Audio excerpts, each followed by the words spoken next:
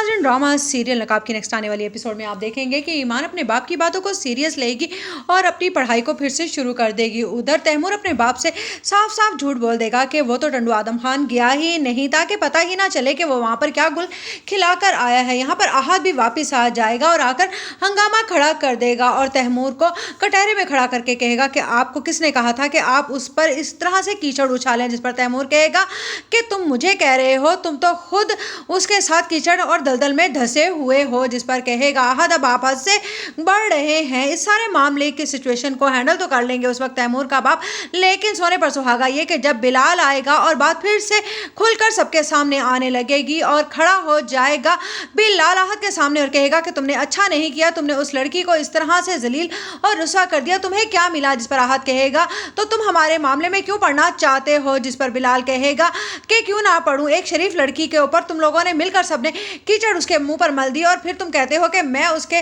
लिए खड़ा भी ना हूं। तुम जानते हो ना कि उसने किस तरह से मेरा साथ दिया था और मेरी सच्चाई सबके सामने लेकर आई थी वो। जिस पर कहेगा आहद तो तुम उसी का फायदा उठा रहे हो ना, लेकिन अब यहाँ पर तुम्हें कोई भी बचाने वाला नहीं है, ना कि सिर्फ ईमान भी।